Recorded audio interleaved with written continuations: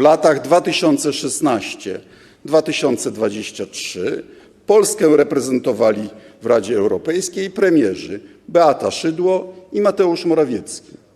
Nie ma dziś ich z nami, bo pani premier Beata Szydło, która z KPRM-u wyprowadziła unijną szmatę, dziś z obrzydzeniem służy w Europarlamencie. A panie marszałku, proszę o usprawiedliwienie nieobecności pana posła Mateusza Morawieckiego, bo on dzisiaj ma coś ważniejszego do roboty, mianowicie, jak rozumiem, jest w drodze do Budapesztu na kolejny sabat proputinowskich nacjonalistów. Cześć, witam Was. Moi drodzy, dzisiaj nie będzie o wyprawie pisowców z Morawieckim na czele na proputinowski zjazd do Budapesztu. Nie będzie też o Oborowej. To można potraktować jako spoiler. W sumie miałem zrobić dzisiaj program o okradaniu MON i po części będzie to o tym materiał, choć nie do końca ten, który planowałem, bo wyszło coś nowego. I może zacznę w ten sposób.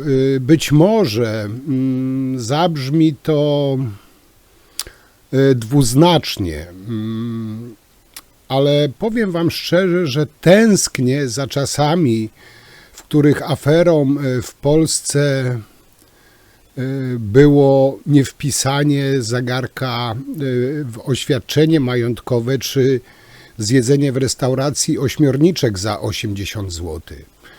I wtedy to były afery niemalże na miarę Watergate. Nowaka wszyscy doskonale pamiętamy i jego zegarek. Pisowcy grillowali to latami, zrobili z tego taką aferę, że coś strasznego. Gość nie wpisał zegarka do oświadczenia majątkowego, nie ukradł go, nie dostał jako łapówkę, tylko zwyczajnie zapomniał go wpisać i musiał podać się do dymisji. Teraz za czasów PiS-u to jest po prostu science fiction, nierealne. Zresztą taka afera jak była Nowaka, to o tym się w PiS-ie nawet nie mówi, bo jak to zwykł mówić sam Jarosław, to nawet w PiS-ie teraz to nie jest aferka, afereczka, aferunia, to jest wielkie nic. Dzisiaj każdy polityk PiS tak naprawdę 5 razy dziennie musiałby się podawać do dymisji przy takich standardach, jak wtedy podał się Nowak. W ministerstwie, wyszło to dzisiaj, w Ministerstwie Obrony Narodowej został stworzony proceder polegający na tym, aby cenne przedmioty trafiały do współpracowników byłego na szczęście już szefa resortu Mariusza Nieudacznika Błaszczaka.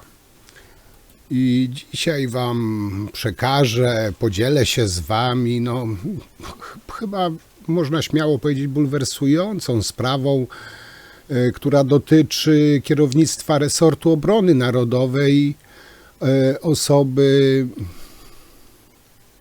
obecnie piastującej wiceprzewodniczącą Krajowej Rady Radiofonii i Telewizji, a chodzi tutaj konkretnie o panią Agnieszkę Glapik.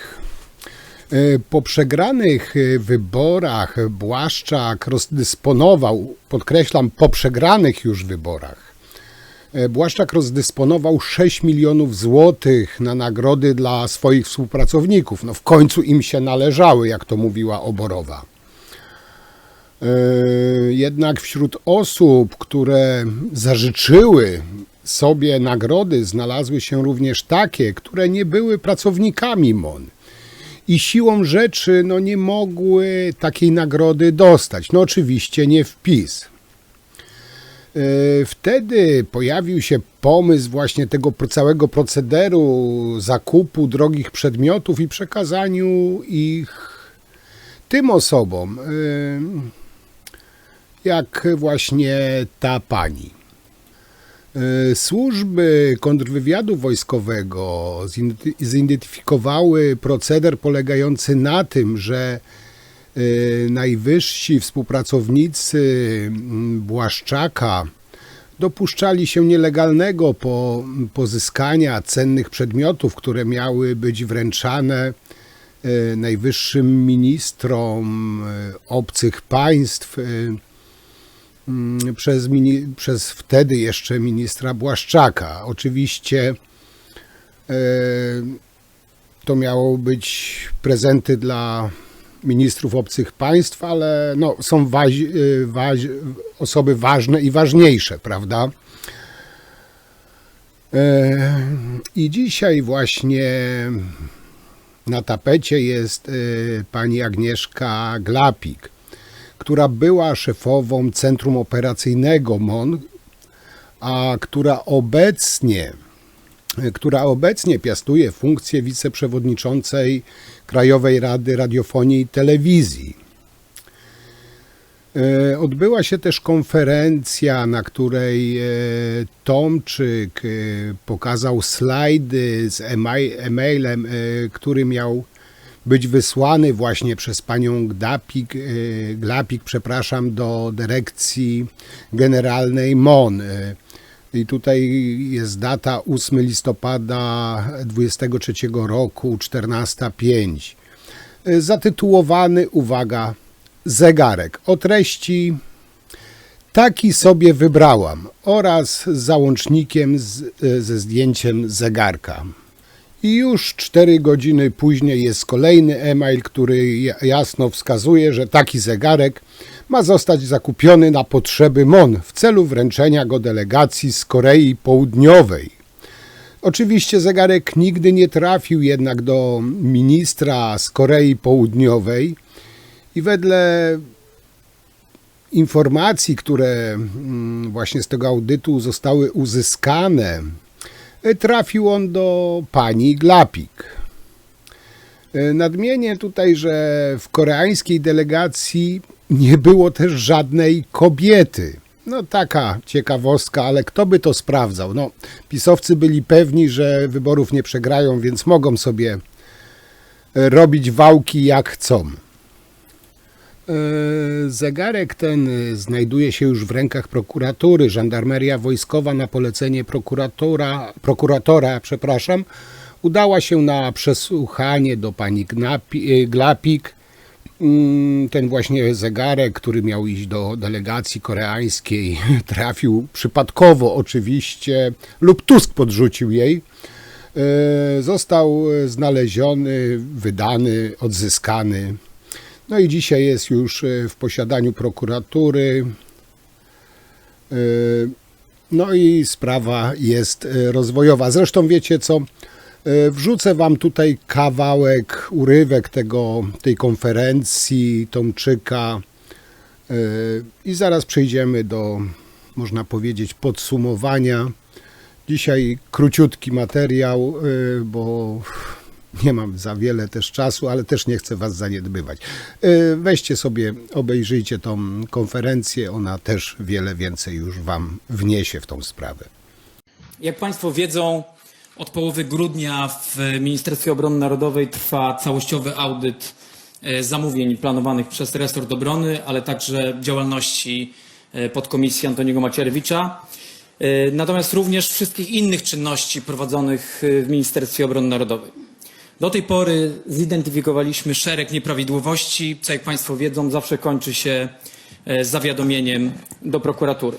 Dziś podzielę się z państwem wyjątkowo bulwersującą sprawą, która dotyczy byłego kierownictwa resortu obrony narodowej oraz obecnie piastującej funkcję wiceprzewodniczącej Krajowej Rady Radiofonii i Telewizji.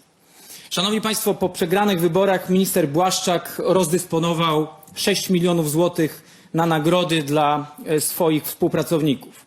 Jednak wśród osób które życzyły sobie nagrody, znalazły się również takie, które nie były już pracownikami Ministerstwa Obrony Narodowej i siłą rzeczy nie mogli takiej nagrody dostać. Wtedy pojawił się pomysł stworzenia pewnego procederu zakupu drogich przedmiotów i przekazywania ich tym osobom. Natomiast nie wiedziano tylko, jak to zrobić. I o tym będzie dzisiejsza konferencja prasowa. Szanowni Państwo, w pierwszych dniach urzędowania w wyniku działań służby kontrwywiadu wojskowego został zidentyfikowany proceder, który miał polegać na tym, że najważniejsi współpracownicy ministra obrony narodowej dopuszczali się nielegalnego pozyskiwania, mówiąc wprost, kradzieży cennych przedmiotów, które miały być oficjalnie wręczane najważniejszym ministrom obcych państw przez ministra obrony narodowej Mariusza Błaszczaka. Te przedmioty jednak nigdy nie trafiły w ręce ministrów. Trafiały do kieszeni najbliższych współpracowników ministra obrony narodowej Mariusza Błaszczaka. W wyniku wewnętrznego postępowania zidentyfikowano szereg takich przedmiotów. Służba kontrwywiadu wojskowego skierowała sprawę do żandarmerii wojskowej, a ta zwróciła się do prokuratury z zawiadomieniem o uzasadnionym podejrzeniu popełnienia przestępstwa. Dziś w tej sprawie, jak Państwo wiedzą, zabrała głos prokuratura, informując o jednym z takich przypadków. Ze względu na ważny interes społeczny, krok po kroku pokażę Państwu ten mechanizm. 24 kwietnia żandarmeria wojskowa odzyskała na polecenie prokuratora jeden z takich przedmiotów. Wczoraj we wczesnych godzinach rannych osoba, o której zaraz powiem, na polecenie prokuratora w czasie planowanego przeszukania oddała, naszym zdaniem, skradziony przedmiot. Ale po kolei. Szanowni Państwo, przedstawiam dziś sprawę pani Agnieszki Glapiak, która była szefową Centrum Operacyjnego Ministra Obrony Narodowej, a która obecnie piastuje funkcję wiceprzewodniczącej Krajowej Rady Radiofonii i Telewizji. Dzisiaj decyduje o najważniejszych sprawach dotyczących mediów oraz mediów publicznych. Tak jak powiedziałem, został stworzony w Ministerstwie Obrony Narodowej pewien proceder. Proceder, który polegał na tym, żeby cenne przedmioty trafiały do kieszeni współpracowników ministra obrony narodowej, pana Mariusza Błaszczaka. Ci ludzie przez lata mieli usta pełne frazesów. Słyszeliśmy tak wiele informacji o uczciwości, o moralności, o zasadach, ale wtedy, kiedy przychodziło co do czego, wtedy, kiedy przychodziło do przestrzegania tych zasad, wtedy świat wyglądał zupełnie inaczej. Pokażę Państwu mechanizm, który został odkryty w wyniku wewnętrznej kontroli Służby Kontrwywiadu Wojskowego. Pokażę go Państwu na konkretnych przykładach, na konkretnym przykładzie, ale też przeprowadzę Państwa przez ten proces po kolei. Proszę o pierwszy slajd. Szanowni Państwo, to jest mail skierowany ze strony pani Agnieszki Glapiak do dyrektor generalnej Ministerstwa Obrony Narodowej. Proszę zwrócić uwagę na datę. 8 listopada 2023, godzina 14:05. To jest mail o treści "Taki sobie wybrałam" i o tytule "Zegarek", bo, szanowni Państwo, warto wiedzieć, jak wygląda właściwy czas. I wydaje mi się, że to jest clou tego problemu. Taki sobie wybrałam. Tutaj widzimy nawet załączenie, zegarek Longines Grand Classic. Jest nawet link do sklepu internetowego, gdzie można taki zegarek znaleźć. To jest pierwszy mail. Poproszę o kolejny slajd. W tym mailu jest również załącznik w postaci zdjęcia zegarka. Jak Państwo widzą, zegarek damski Longines o wartości około 6 000 złotych na skórzanym pasku, który dla wielu pewnie może wydawać się bardzo atrakcyjny, tym bardziej, że symbolika w tej sprawie, myślę, że jest bardzo istotna. Poproszę o kolejny slajd. Jak Państwo widzą, to jest mail, który jest częścią tej korespondencji, który został wysłany 4 godziny później. 4 godziny później zacytuję ten fragment. Szanowny Panie, mając na uwadze potrzebę Ministerstwa Obrony Narodowej, wręczenia prezentu okolicznościowego w postaci zegarka damskiego, proszę o sprawdzenie, czy w magazynku upominków ministra jest na stanie taki przedmiot. Jeśli nie, to proszę o dokonanie zakupu po uprzednim rozpoznaniu rynku. Z uwagi na rangę wskazane jest, aby był to zegarek klasyczny na skórzanym pasku, automatyczny z gwarancją minimum 5 lat. Czyli 4 godziny później mamy maila, który de facto jasno wskazuje na to, że ten zegarek, o którym mówi pani Glapiak, taki sobie wybrałam, to jest dokładnie ten zegarek, który pojawia się w mailu 4 godziny później z prośbą o to, żeby taki zegarek został zakupiony na potrzeby Ministerstwa Obrony Narodowej. Poproszę o kolejny slajd. To jest notatka służbowa z 13 listopada 2023 roku, gdzie możemy jasno przeczytać. Po przeanalizowaniu stanu ewidencyjnego magazynu upominków Ministra Obrony Narodowej nie stwierdzono na stanie magazynu przedmiotów w postaci zegarków damskich. No, dziwnym trafem, można powiedzieć. Poproszę o kolejny slajd. Tutaj mamy, szanowni państwo, informację, która dotyczy wydania zegarka w związku z wizytą wiceministra obrony Korei Południowej. Sprawa jest bardzo istotna, dlatego że Polska prowadzi rzeczywiście bardzo poważne rozmowy z Koreą Południową na temat zakupu uzbrojenia dla polskiej armii. Mogłoby się wydawać, że tego typu przedmiot powinien być wręczony ministrowi w formie upominku przez ministra obrony narodowej. Jak powiedział prokurator Szymon Bana, rzecznik prasowy Prokuratury Okręgowej w Warszawie, że w śledztwie prowadzonym przez Wydział do Spraw Wojskowych Prokuratury Okręgowej w Warszawie sprawa przekroczenia uprawnień w listopadzie 23 roku przez funkcjonariusza publicznego. Generalnie ten zegarek kosztował bagatela 6000 złotych. No, jak na standardy pisowskie, to i tak to są grosze, no, waciki. Tak czy inaczej, no, prokuratura to ujęła jako działanie na szkodę interesu publicznego i na polecenie prokuratury dokonano 24 kwietnia tego roku zatrzymania przedmiotowego zegarka od pracownika cywilnego, czyli od pani Zegarek. Tak jak wspomniałem, zegarek ten pierwotnie zakupiono w Ministerstwie Obrony Narodowej z przeznaczeniem na prezent dla jednej z delegacji, czyli koreańskiej. No, ale oczywiście ta delegacja nigdy tego zegarka nie zobaczyła, bo to był po prostu typowy, zwykły, czysty, pisowski wałek. I teraz, bo to, co miałem wam przekazać, moi drodzy, o MON-ie, to, co tutaj wam dzisiaj pokazałem, to jest naprawdę drobiazg, to jest taka bardziej ciekawostka.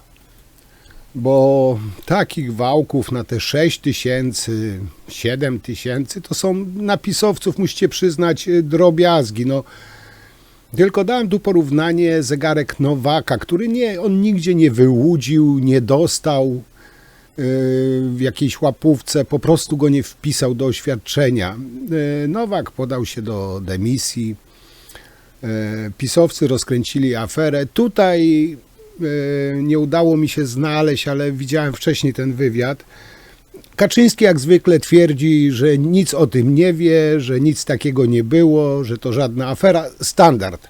Tutaj nawet nie ma o czym mówić. No, nie ma sprawy. No co to jest 6000, prawda? Przy wałkach na 1,5 miliarda na przykład, jak w przypadku Orlenu, co wam mówiłem. No ale tak jak mówiłem, afera straszna, bo Nowak nie wpisał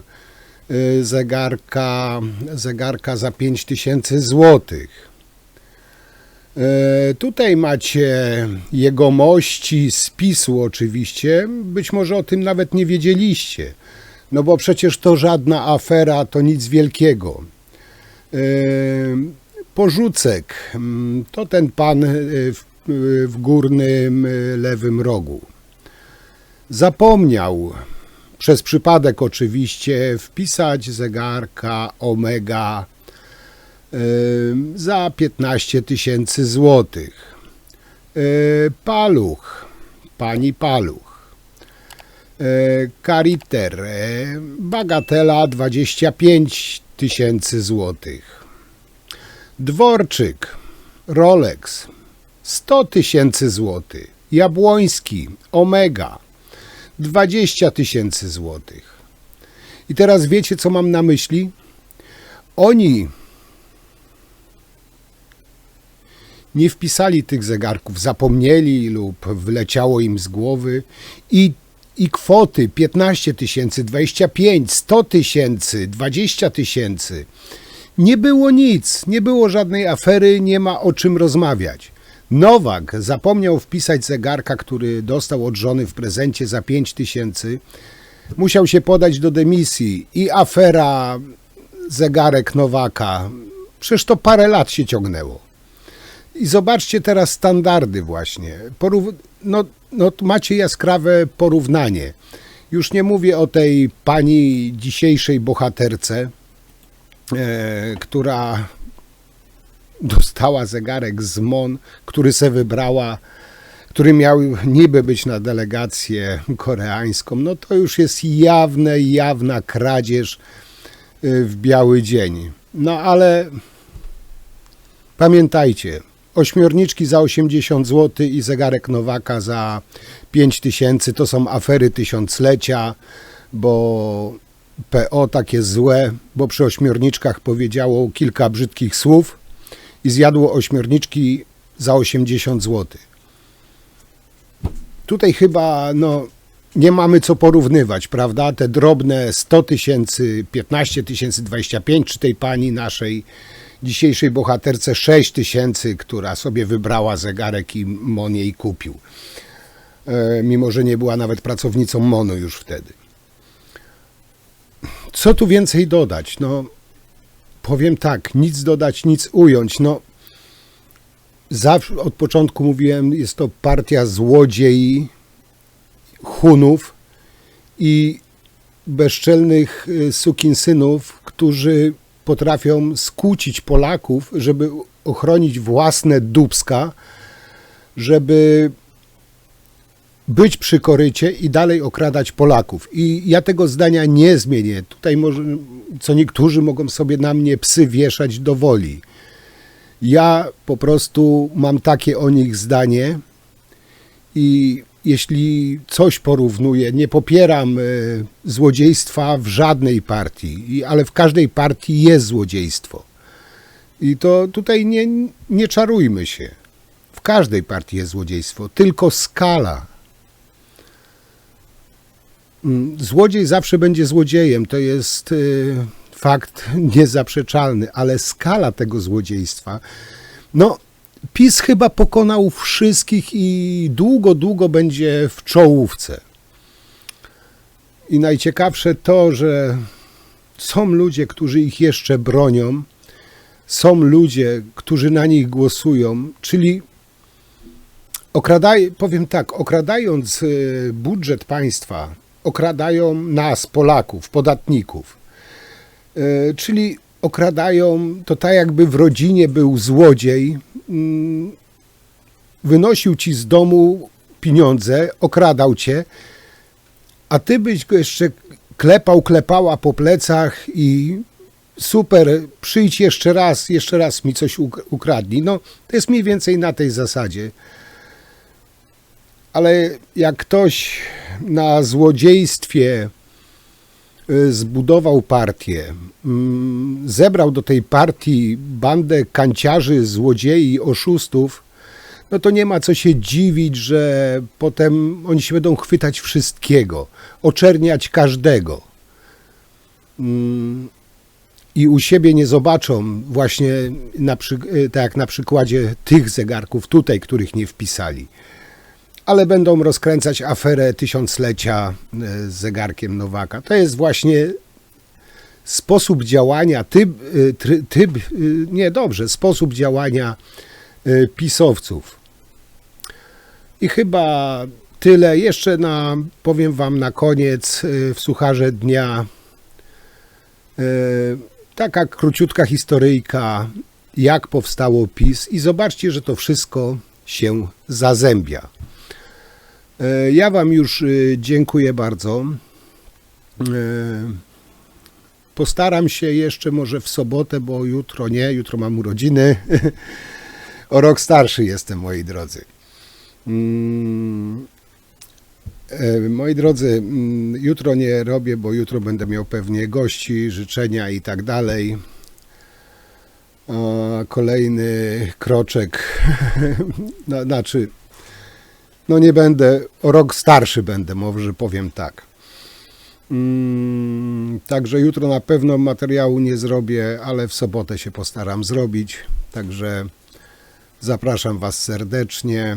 Wszystkim bardzo dziękuję za komentarze, za wspieranie tego kanału. Jesteście po prostu zarypiaście i uwielbiam dla Was robić filmy. Także to tyle. Dzięki wielkie. I cóż, zapraszam prawdopodobnie w sobotę, jeśli nie w sobotę, w niedzielę na 100%. Trzymajcie się, cześć.